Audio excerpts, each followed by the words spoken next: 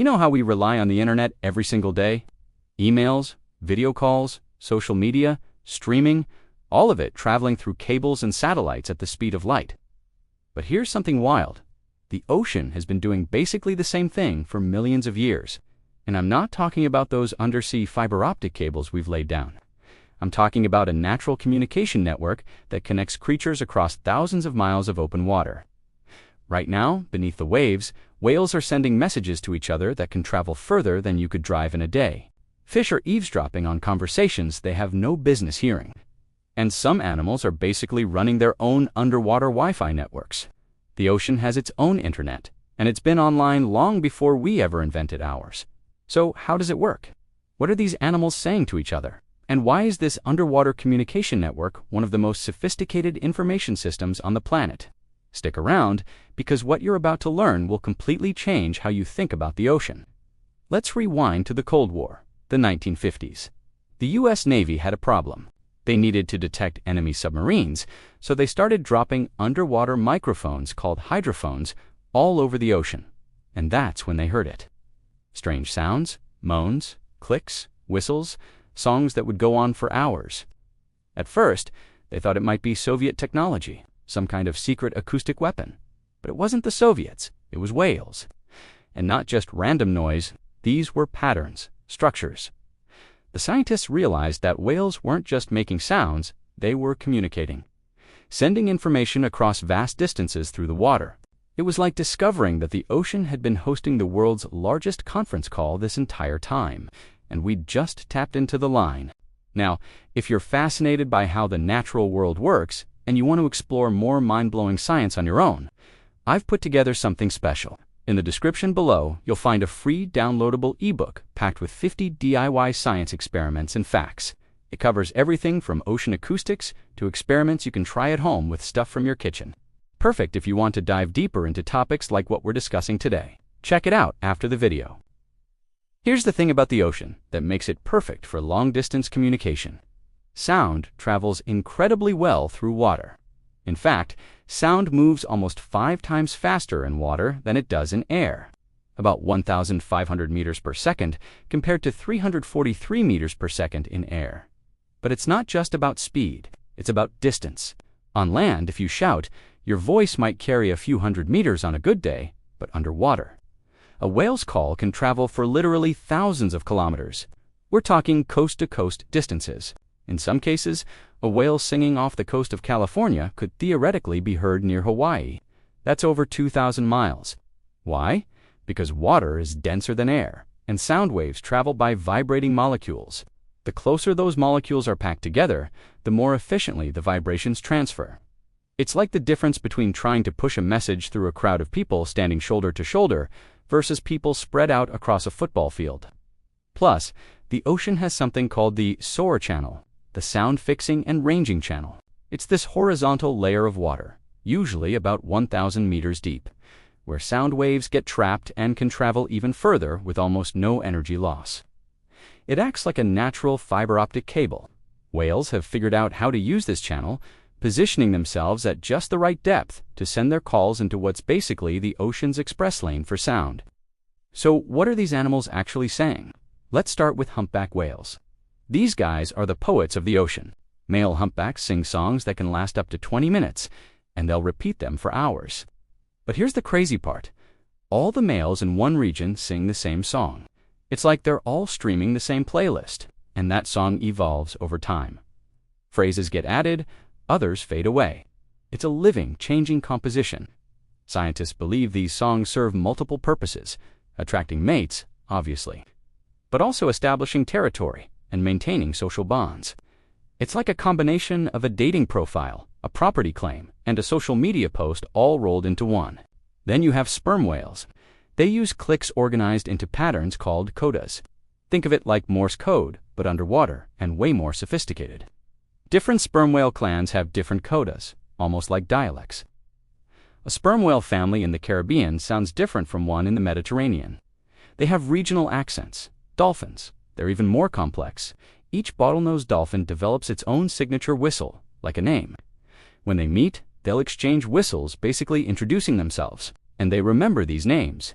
Dolphins have been shown to remember the signature whistles of other dolphins they haven't seen in over 20 years. Imagine remembering someone's voice from 2 decades ago and recognizing them instantly. But communication is only half the story. Just like on our internet, there are eavesdroppers in the ocean, and some animals have turned listening into an art form. Take orcas, or killer whales. They hunt in pods, and they've learned to recognize the calls of their prey. Some orcas specialize in hunting seals.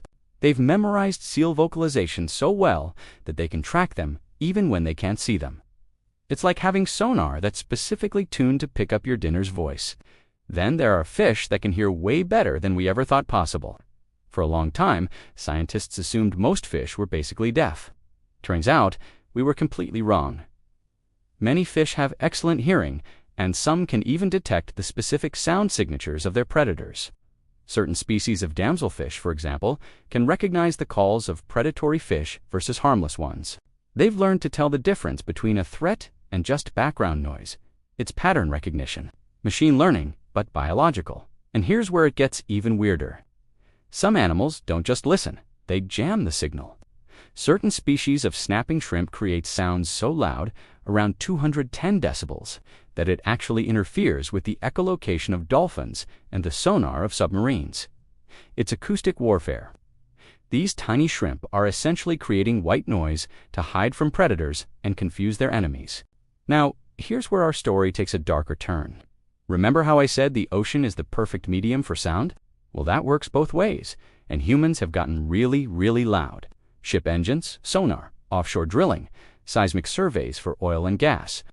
All of this creates underwater noise pollution on a scale the ocean has never experienced before. And it's not just annoying background noise, it's disrupting the entire communication network. Studies have shown that whales in noisy shipping lanes have started singing louder just to be heard over the racket. It's like trying to have a conversation at a rock concert. But raising your voice takes energy that should be going toward finding food or raising young. Even worse, military sonar has been linked to mass strandings of whales and dolphins. The sound is so intense, potentially over 230 decibels, that it can cause physical damage, hemorrhaging in the brain, damage to ears and other organs. Whales will flee from these sounds, sometimes surfacing too quickly and suffering from something similar to the bends that human divers experience. We've essentially hacked into the ocean's internet, but instead of sending messages, we're blasting static across every channel. Despite the challenges, scientists are making incredible progress in understanding this underwater network. They're using artificial intelligence to decode whale songs, trying to build databases of dolphin whistles, and even attempting to create translation tools. One project, called SETI, the Cetacean Translation Initiative, is using machine learning algorithms to analyze sperm whale codas. The goal, to actually understand what they're saying. Not just that they're communicating, but what the content of that communication is. Think about what that means. We might be on the verge of genuinely understanding another species' language. Not just training them to respond to our commands, but understanding their natural communication. It would be like discovering an alien civilization, except they've been here all along. And the implications go way beyond just curiosity. Understanding how marine animals communicate can help us design quieter ships, create marine-protected acoustic zones, and even develop better ways to protect endangered species. If we know where whales are singing, we can route shipping traffic around those areas. If we understand distress calls, we can respond faster to animals in trouble. Here's something that'll blow your mind. The ocean's communication network isn't just about individuals sending messages, it's actually creating something bigger, a collective awareness. Think about how information spreads through our internet. Someone discovers something, posts about it, and within hours it's traveled around the world. The ocean works similarly. When orcas discover a new hunting technique, they teach it to their pod. That pod interacts with other pods, and the technique spreads. Scientists have documented cultural transmission of hunting methods across thousands of miles of ocean over the course of just a few years. Same with whale migration routes. Older whales teach younger ones where to go, when to go, and what to avoid. The information is stored not in DNA, but in the collective knowledge of the group. It's a biological version of cloud storage. Some researchers argue that certain whale populations might have what we'd call culture. Different groups have different songs, different hunting methods, different social structures. And all of that information is passed down, not genetically, but through their communication network. So where does this leave us? We're standing at a fascinating crossroads. On one hand, we have the technology to finally understand the ocean's communication network in ways we never could before. AI, advanced hydrophones, satellite tracking, all of it is giving us unprecedented access to this underwater world. On the other hand, we're also threatening it like never before. Climate change is altering the chemistry of seawater, which affects how sound travels. Increasing noise pollution is drowning out natural signals, and declining populations mean fewer voices in the conversation. But there's hope. Countries are starting to recognize underwater noise as a real form of pollution. Shipping companies are experimenting with quieter propeller designs, and marine protected areas are beginning to consider acoustic environments, not just physical space. The ocean's internet has been running smoothly for millions of years.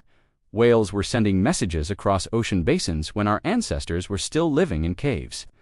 Dolphins were calling each other by name before we invented language.